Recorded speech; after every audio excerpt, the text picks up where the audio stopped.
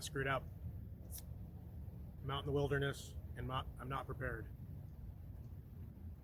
It's getting cold, it's getting dark. Um, I'm not dressed properly.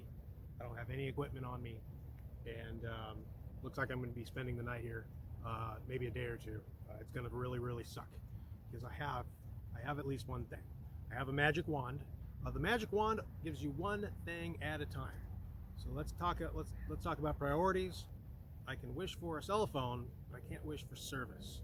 So we're gonna have to skip that part. But join me. We're gonna build a bug out bag and talk about some of the essential items that you want to have with you. Let's see if you thought about any of this, and let's get ready to survive the next 48, 72 hours. I hope you enjoy the video. Probably the most important thing to consider is the rule of threes. We can go 3 minutes without air, 3 hours without shelter, go 3 days without water, 3 weeks without food.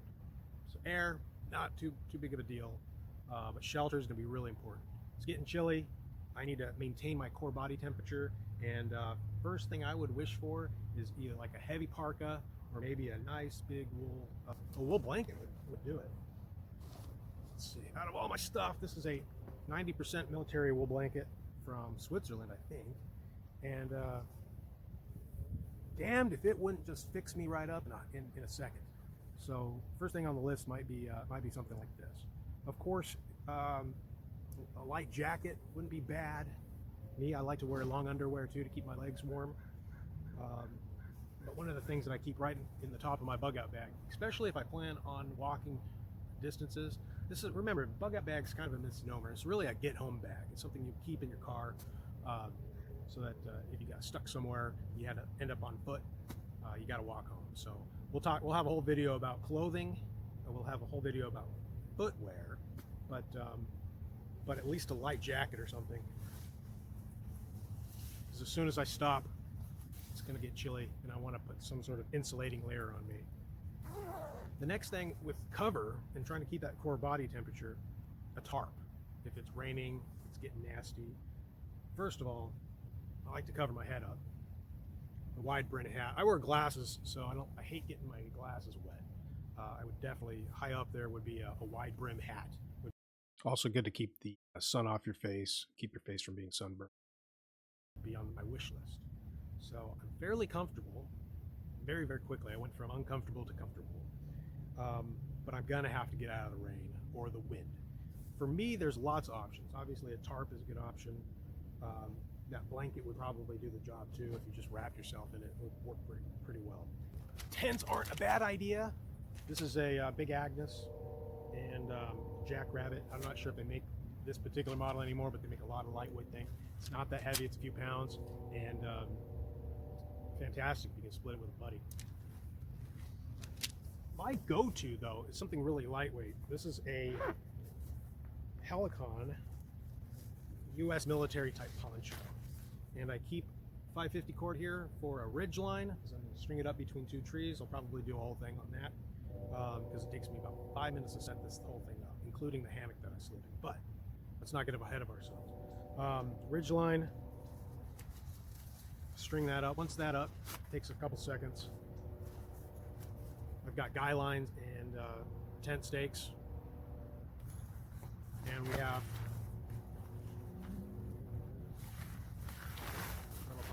I think these things run about 50 bucks. I can wear it, keep me out of the rain. A lot of ventilation, so you don't get a lot of moisture buildup on the inside, which is really nice. It's completely waterproof, and it also help you can maintain that core temperature. Your body is going to be leaking heat quite a bit, so it's a really nice thing.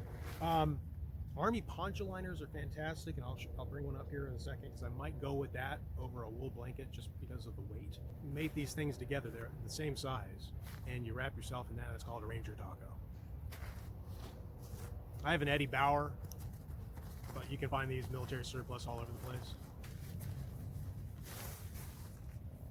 But now, for me, the wool blanket's too heavy. It stays in the car. It's really nice. It's hard to beat. But these things are about half the price, about 40, 50 bucks maybe for something like this. Or the military issue camouflage one. I love them. This one's made out of Primaloft insulation, and it's you wrap yourself up in this, in that poncho. Not doing too bad.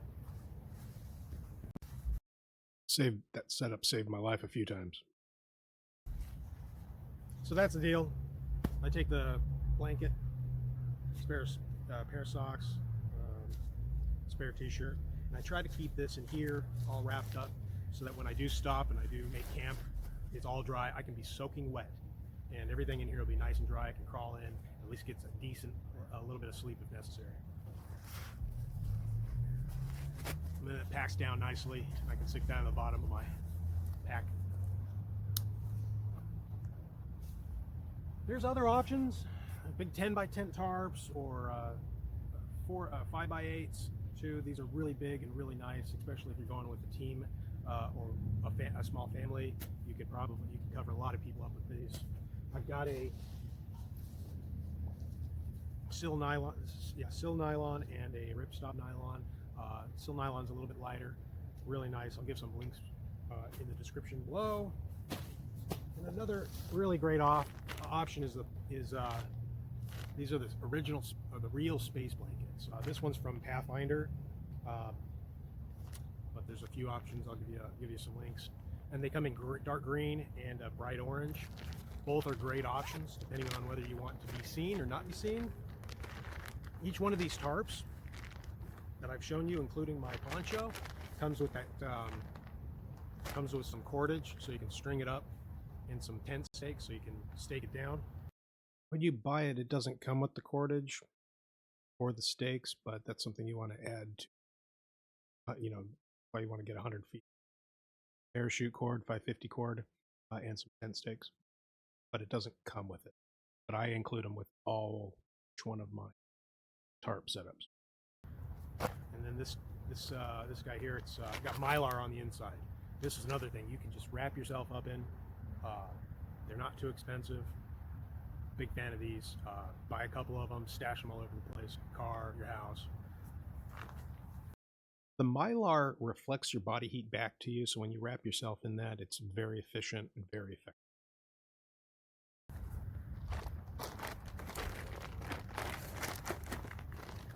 Another thing that works really well is just getting a regular blue tarp you get from a hardware store or Harbor Freight or something.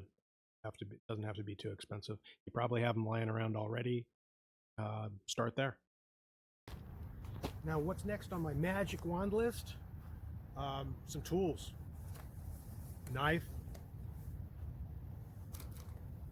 Hard to beat these Moras. These are like 15 bucks. They're extremely sharp. You can do a whole video on just tools. Other high carbon non-stainless blades, and along with sharpening tools. So yeah, you can go small, medium. You can go large. Something like this is a decent kit. I keep this in my car. It's a pretty big knife, nice and heavy. You can actually split wood with it. Maybe not splitting, but it's a 1/4 inch thick Schrade, and it's big enough and heavy enough for chopping. That was what I was trying to say, instead of splitting. We'll talk about mentality a little bit more, but sharpen it with, and a big glider. You just stash those things everywhere. And ferrocerium rod. This right here will get you out of a lot of trouble.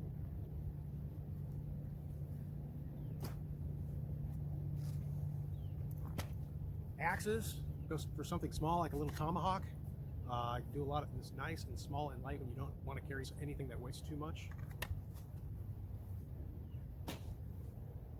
We love something a little bit bigger, like a full size. I think this is a 26-inch Scandinavian 2.5 inch. 2.5 pounds. Axe. Go big or go home.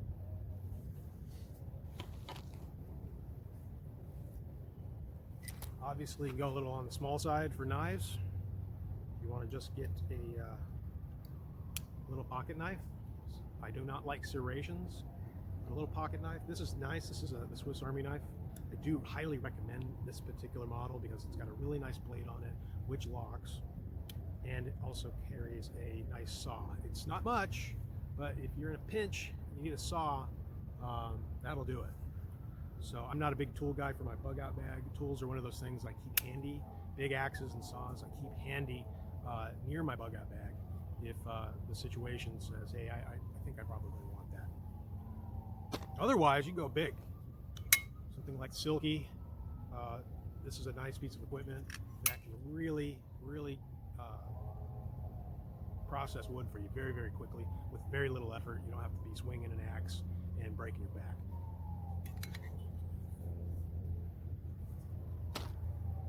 This saw is a little heavier, but I really like the form factor. It's really cool. Everything in your pack ought to be easy to deploy. Shouldn't have to be building anything or fighting with anything. This is a Agawa 24-inch. I think they make a 20-inch version of this. These are fantastic, and yeah, you can beat the living hell out of them. They're great. They're really good pieces of equipment. You're doing all this work. If you're in that situation, you're gonna have to. Your hands are gonna get messed up. So take care of those hands too. If you're taking care of your feet, you're taking care of your hands. For me,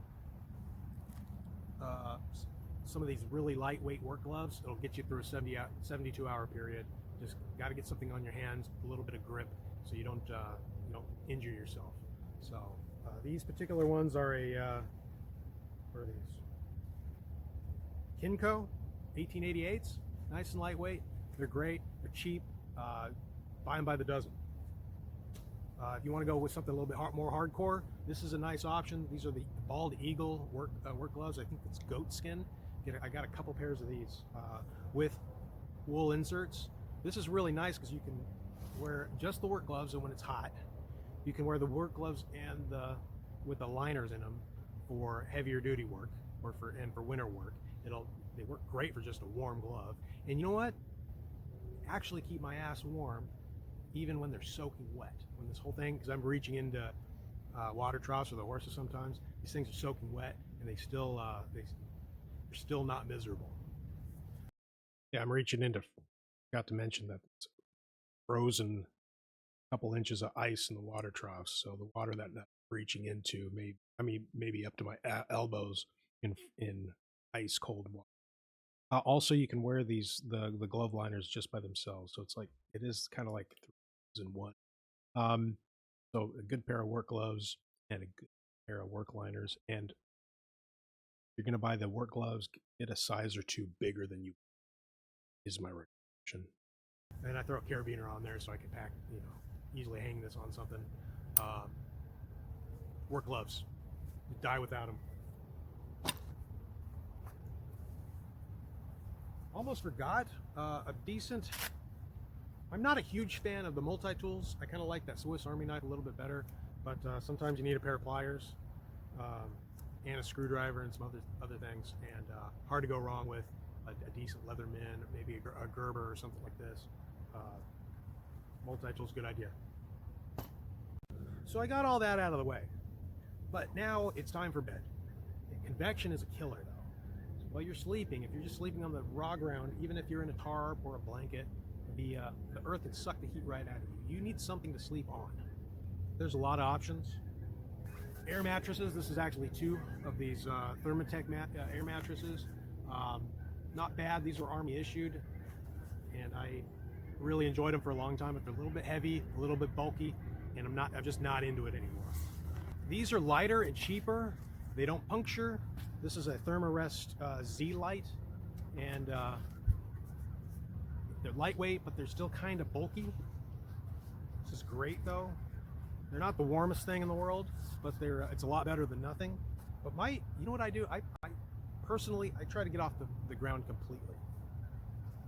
I've got a little 2-person hammock that I carry around with me, and the equipment to tie them to a tree. So as long as I can get 2 trees that are close enough, that aren't too thick, I can put up a hammock, put my little tarp over it, wrap myself up in my blanket, and I can sleep in the snow in some pretty miserable conditions and sleep like a baby. Big fan of the hammocks. They go up very, very quickly. The whole setup goes up, comes down very, very quickly, and I don't have to worry about staying on the ground. And I'm comfortable. The ground just sucks. And there's some tricks to getting in hammock. If you've been in a hammock before and you're not very comfortable with it, there's some tips and tricks we can talk about a little bit. Let me know in the comments. Now I'm thirsty. So we've been doing all this work. I'm on the road. You're going to die unless you drink water, especially if you're walking long distances. Look, hydrate or die. Around here in Washington, I'm not too worried about running out of water. There's water sources and moisture everywhere. I'm not too worried about it. But I do need the ability I need to quickly drink some water and get hydrated, and I need to be able to refill. So there's 3 main ways to obtain water from nature and use it for hydration. That's going to be boiling it, filtering it, or using the chemicals to neutralize any of the bad stuff in the water. This is a Sawyer Mini. They're not too expensive. It's the whole kit. Comes with everything you need to kind of do that. Highly recommend buying a couple of these, stashing them in your pack. This isn't my preferred method of filtering water, but it's definitely a tool that I like to keep handy. For me, I kind of just boil water, or I use the chlorine dioxide. So this is my little pot. There's several of these. This is my titanium pot. It's a cup and a pot and a bottle, so I can store water in here. I can boil water in here. I really like it. Also, I can stash my whole miniature survival kit inside of there with a number of things. There's a lot of other options. There's some of this cheap camping cookware. I did bring out my Snow Peak, but I got some other aluminum backpacking pots that are decent. But what I don't like about those, though, a lot of this stuff, you can't seal it up. There's other little stainless steel bottles. Stainless steel is probably the way to go, and it's the recommendation that I would make. But a little bottle, something with a fairly large mouth that you can put snow into potentially, get it in or on the fire to melt the snow, boil the water. And I totally forgot, maybe I'll do a separate segment on it, but Dave Canterbury and Pathfinder has a bottle and a cup with a twig stove, and it's just a perfect setup. That's what I really recommend. My wife uses it, and I totally blew it. I didn't bring it out here. Luckily, I have it right here, and so this is the Pathfinder bottle. It's 34 ounces, stainless steel, with a nesting cup lid. This whole setup. This is really the kind of the form factor to beat. Super easy. I think they're like $50 from the Pathfinder. I'll in the description. Wide mouth, fantastic. And then you can get the military 2-quart canteen and cup from any surplus store. I mean, these are still widely used around the country. I don't have the lid, but there is people make lids for these. They make titanium versions. They make titanium bottles in this form factor. But this setup right here, man, you don't have to get too crazy. This is a fantastic setup. That's not a bad way to go either. Another option is a coffee can. Get rid of the outside plastic, and you can either use the big coffee cans or the smaller coffee cans, and it worked great. What do you use for a stove? You can either put it in the fire, or you can build a alcohol stove for, pennies. This is something you're going to throw away or recycle. The cat food canisters run 95 cents or something. Buy one of those, feed your cat, or throw it away. Get a hole puncher. We'll do a video on that. And then what? $5-6 for a can of heat. This makes a fantastic stove. Very efficient. $10. I would say too, you probably want a lid, so you might need another. You may do some makeshift aluminum foil for a lid if you're boiling water to keep that heat in the container, or you can make a lid out of a second coffee can. Now it's dark, I can't see, or maybe when I stop to build camp, I can't see anything. Flashlight. This isn't rocket surgery. Nice flashlight in your pocket is something that should be with you at all times anyway. It should be part of your everyday carry. And then a headlamp, and it's just hard to go wrong with a headlamp. I'm actually shopping for a new one, but for right now I've got a two AAA headlamp. There's a lot of AAA headlamps that are great. I actually cannibalized this one from Petzl, however you pronounce that. This is kind of nice because it actually's got a whistle on it too. But so yeah, it's the strap from the Petzl headlamp, and that's an Eddie Bauer. It's kind of mix and matched. Multi-purpose. Multiple brightness and a red light and a couple strobe options on there too. But I don't need a whole lot. It doesn't need to be fancy. It just needs to be something you can wear on your head and use when you're working in the dark. Man, it's getting really chilly. One of my favorite things of all time is a neck gaiter. Never heard about these things until I joined the Army. There's a military issued polypropylene one here. I can just throw that over my neck, and it's really nice. It keeps you nice and warm. Gotten really happy with these Buff brand neck gaiters. This one is a 100% wool, and slip this over my head. I can either use it as a beanie, slip it over my head, sleep in it.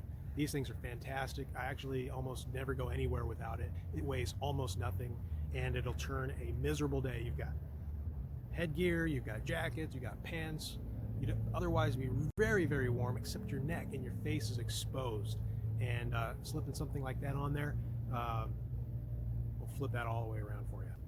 My magic wand's getting kind of burnt out, but I really I'm thinking about the next thing that I need. Toilet paper. Get a small little thing. Keep that in the pack. It doesn't weigh anything. It's also multi-purpose. You can use it as part of a fire starter if you really wanted to. I like sealing these up or vacuum sealing this up to keep the moisture out for long-term storage. First aid. There's two types of injuries, right? There's little minor stuff. So my first aid kit mainly is Band-Aids, cotton 2x2 bandages, and duct tape that I keep in my pack. But when things get really bad, maybe you're injured yourself, maybe you've cut yourself really bad because you're using an axe, maybe you've been shot, maybe you've got all kinds of problems. Basic IFAK, we could probably go into this a lot more in depth, but there's a few things that I keep in here mandatory. In this particular order, I'm bleeding out. Tourniquet. You should learn how to put these on with one hand. Very effective. Doesn't take very long for somebody to bleed to death. This is an Israeli bandage. This is a small 4-inch one, I believe. These are old military issued 6-inch sizes. These are fantastic multi-purpose bandages and compression. So the compression bandages will help stop bleeding.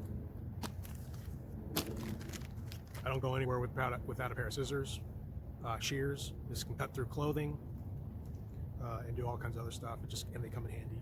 But good trauma shears, fantastic. I have a little Sharpie. So if somebody gets Sharpies go everywhere, guys. Big fan of Sharpies. If somebody gets a tourniquet, forehead, get the T.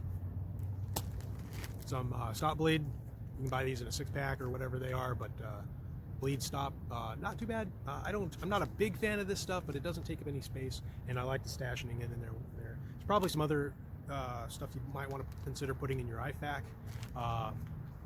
There's all kinds of airway stuff that you can do that, but that's a different level. It's a different conversation. We can talk about that a little bit more when we go into depth about wilderness medicine. And for my skill set, I do a lot of improvisation.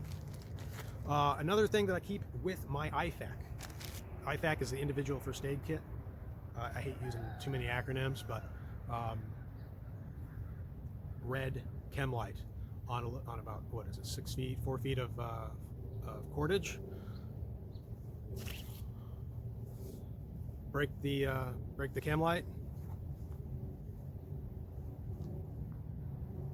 You can see that for miles and miles and miles. I got to clarify, can't really see it that well during the day, but at night, can't miss it. Stories about these actually being used and saving people's lives.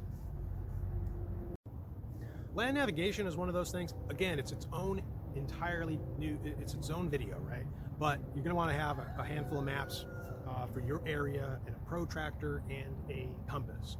Learn how to use these. Are perishable skills. Map reading, land navigation is an art form, and depending on where you live, the applicable skills are a little bit different. I'm in the Pacific Northwest.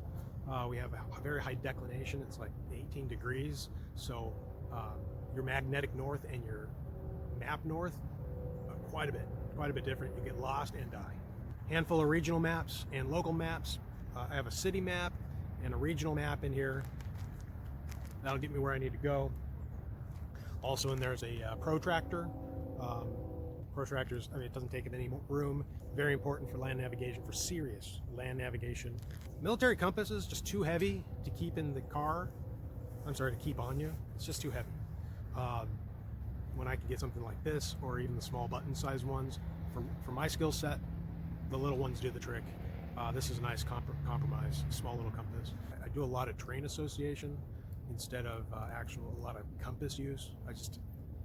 For my skill set, I'm just not using the compass a hell of a lot other than getting bearings. No self-respecting survivalist would go anywhere without having some sort of compass in their pack.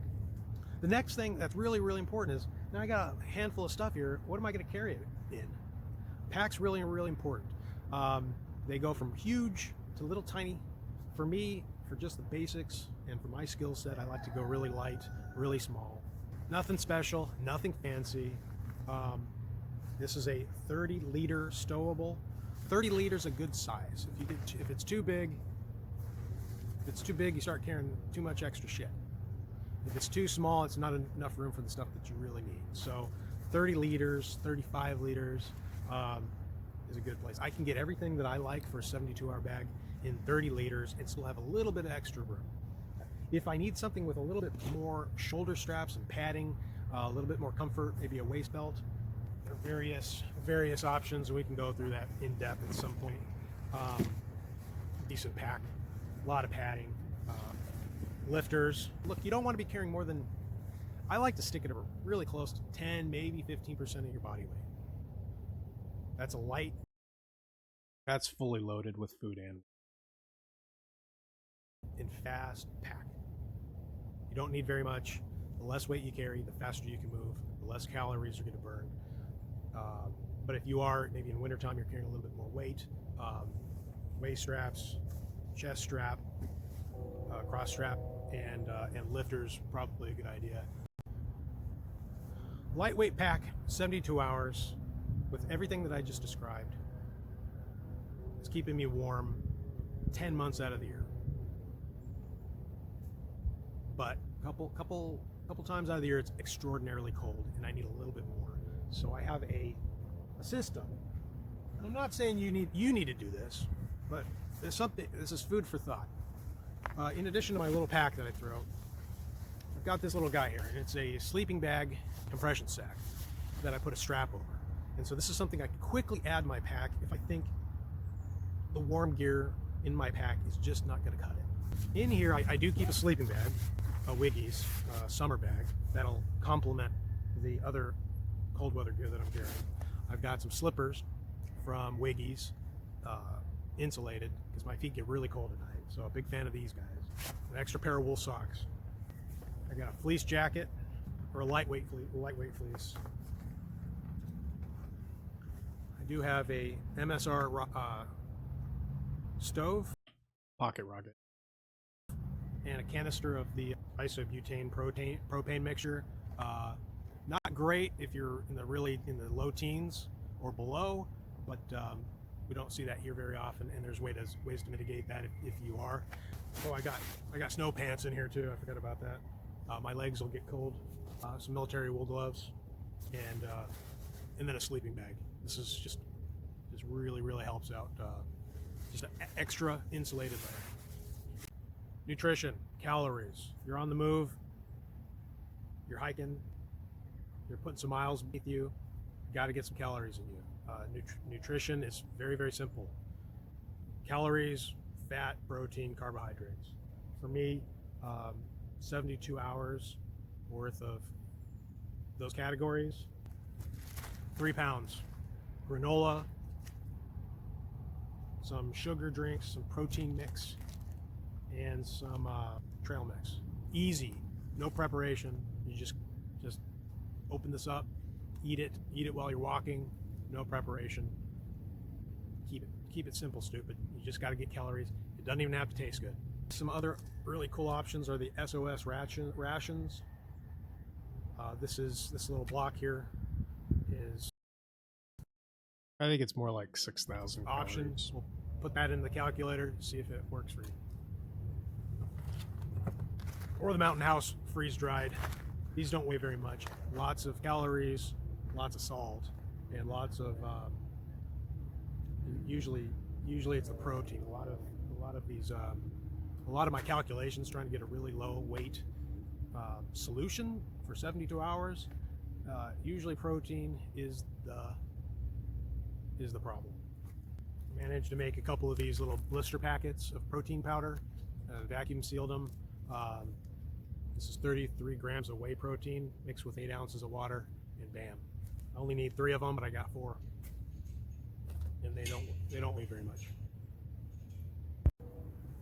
And then a couple odds and ends. We've got some sort of communication device. I'm a big fan of FRS, GMRS radios. This is a dual band Yaesu FT60. If you can pick one of these up and you've got the money, they're about 150 bucks. This and a few extra batteries. Great idea. I want to clarify that this is a ham radio. You need the license to run on the 2 meter and 70 centimeter band. It is modified to work with FRS, GMRS. These are your family radio walkie-talkie.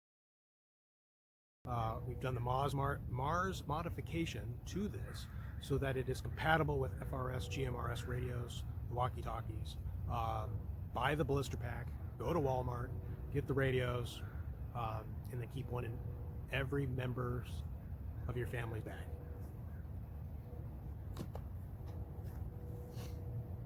Fire, not a, look, it's important skill. It's going to be its own video, and I've got several different fire making kits. For me, it's just too wet up here in the Pacific Northwest to really fuck with that too much. I've built fires in some really adverse conditions. It's a lot of work. It's a lot of pain in the ass. It's a lot of times it's simply not worth it. But if I really, really, really need a fire, that little pack that I carry with my stove and the extra sleeping bag and the snow pants, because it's that time of year where it's exceptionally cold. Look, go big or go home. I need fire. I need it right now. I don't have time to screw around with a fire starter or flint and steel or messing around with a bow drill or anything like that. I need fire. I need it right effing now.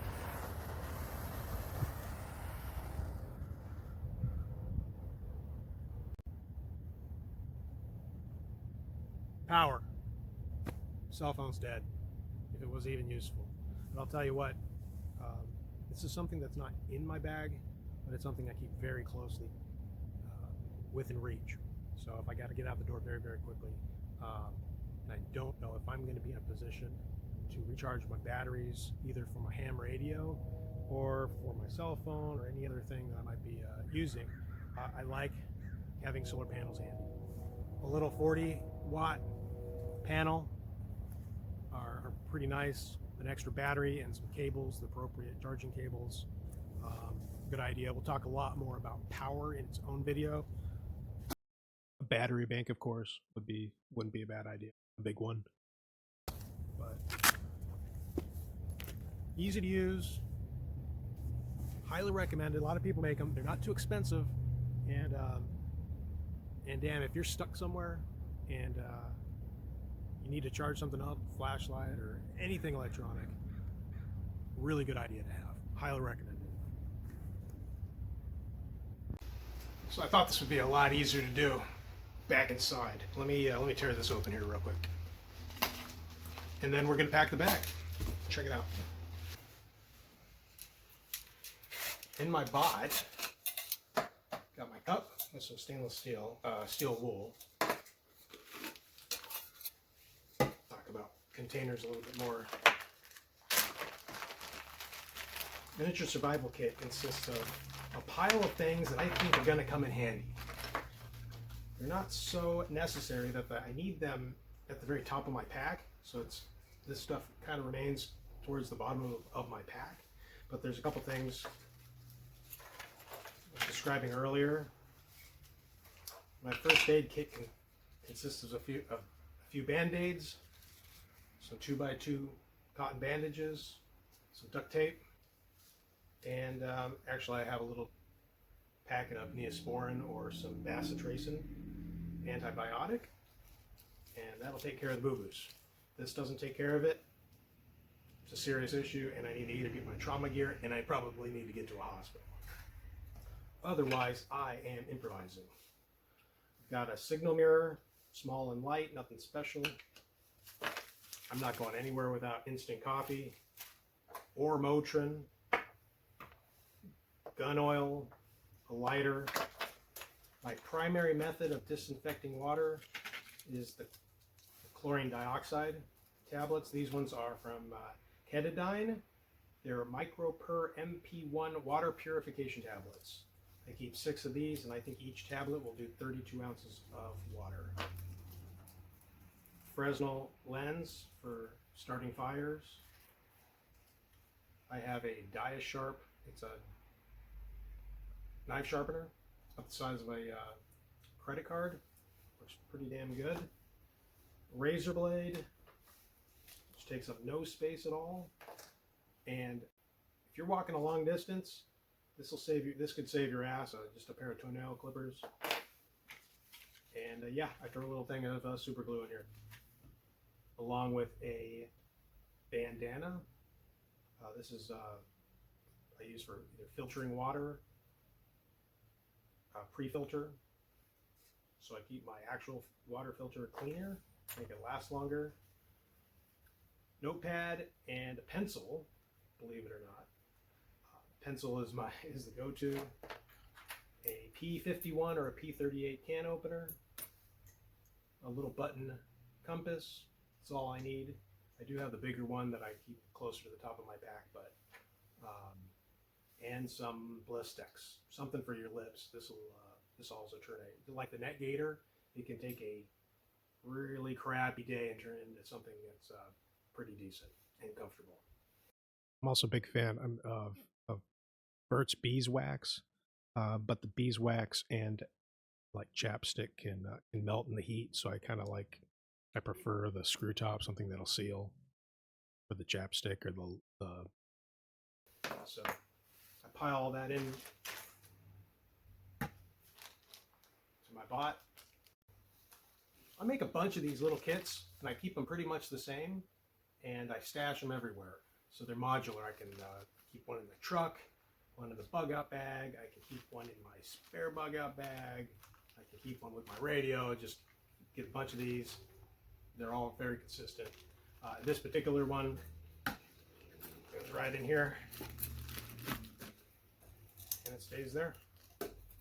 I also keep, because it fits in there just perfectly, as a small Mylar space blanket, one of the tiny ones, and then usually some sort of improvisation fishing kit. So a couple hooks, a sewing needle will come in handy, and or sewing kit. Also, cork from a wine bottle, or pieces of that can be used as floaters.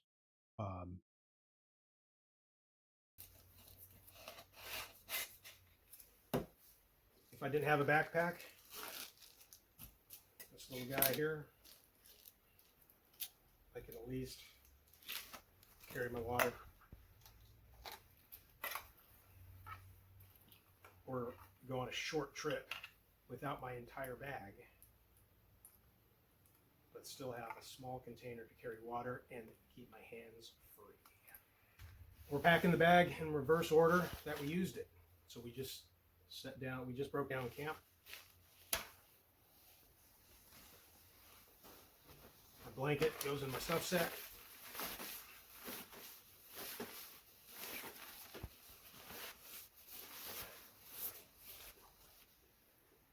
Along with my cotton shirt.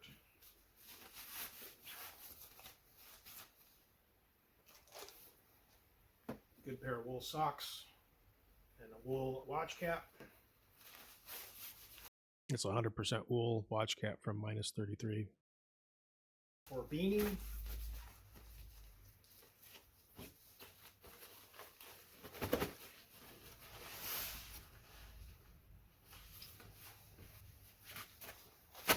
Press that down into something manageable.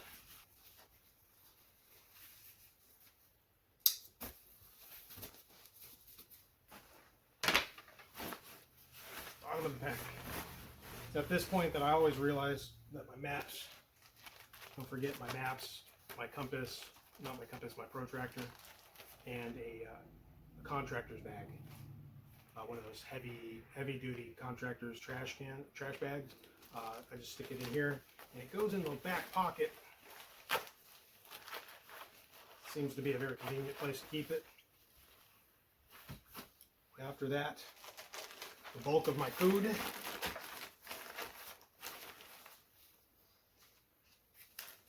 Something a little bit handier to get to. Some toilet paper.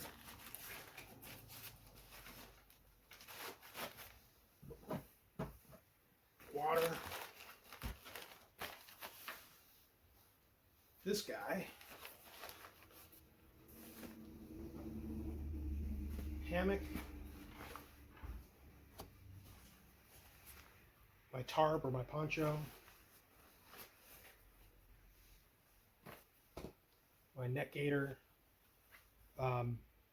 This stays in my pack if my nice hat doesn't.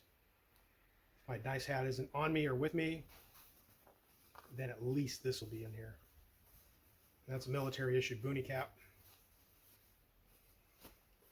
in very stylish multicam. Getting ready to move out, so I don't need this.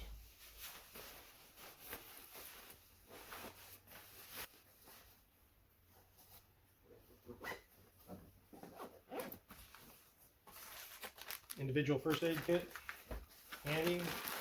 The outside, a hacksaw, Sharpie, little piece of hanger, bronze hanger. Just a half of a hacksaw blade, 6 inches, inside of a tire tube, an old tire tube with some, great for getting out of trouble. The hanger, a little piece of bronze hanger, is great for improvising stuff. And then some essentials. Extra 550 cord. I don't know, that's about 25 feet or so.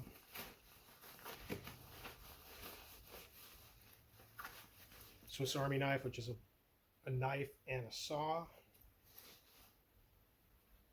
Pair of lightweight work gloves. Little compass. And a headlamp. Headlamp always goes right on top. It's pitch black. I can't find anything. Don't know where anything is. The first thing I want, and I don't want to be looking for, is my headlamp. Spare battery for my radio. Other radio. And then the last kind of thing that I might consider, I've always got the lighter in my pocket, but a waterproof Bic lighter and a waterproof exit pack might be a good idea. This is something I may or may not throw in here at the last minute. May or may not have a fixed blade Mora handy right there. And that might be on me. It might be something that I keep handy to pack really quickly. Maybe some silver, maybe some cash. And I don't know about you, but I'm ready to hit the road. That tomahawk too of mine is something that usually a quick tool, lightweight, that I can everything else. All right, let's try this. Just got to camp. Put this up at speed. No edits. Let's go.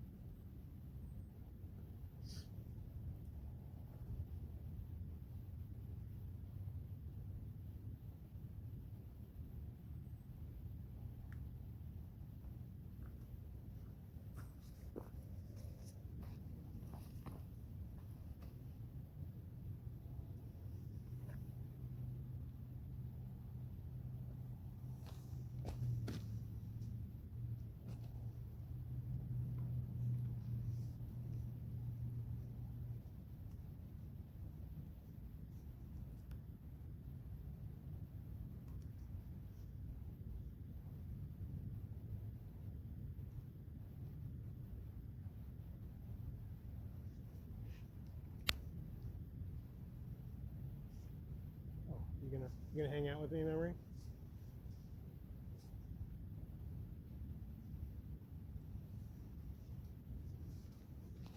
I suppose you could be in the picture.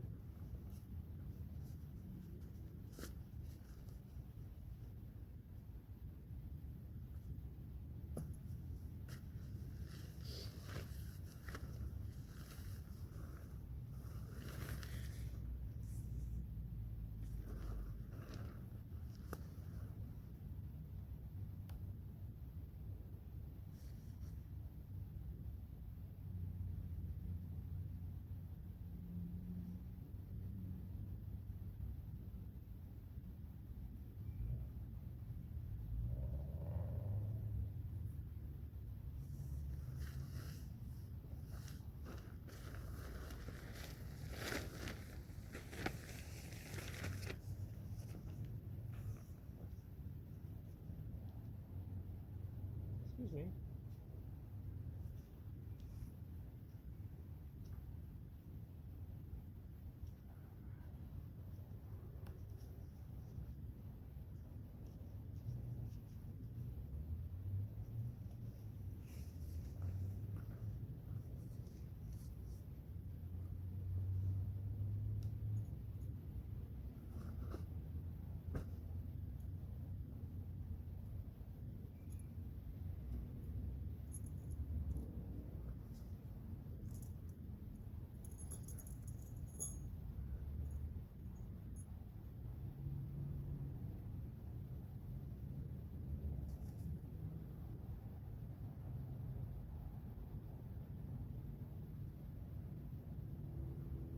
I could pre-attach the guy lines, but then I lose the ability to quickly use this as a poncho if I need it.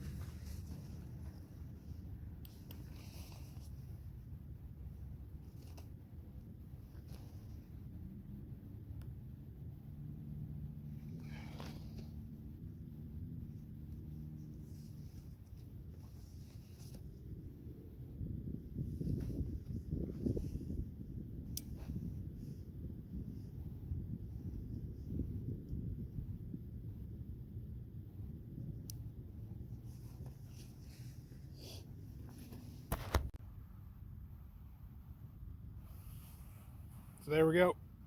Nice and comfy. I'm actually, legs are still exposed, but I can wrap myself up like that a little bit. And then dig my blanket out of the back and change my socks. Pretty comfy and warm. I got 2 more guy lines on the tarp that I have to put up, but I'm in no rush to get back in the house. None. Good luck. Hi. What do you think? You want to play with the tarp?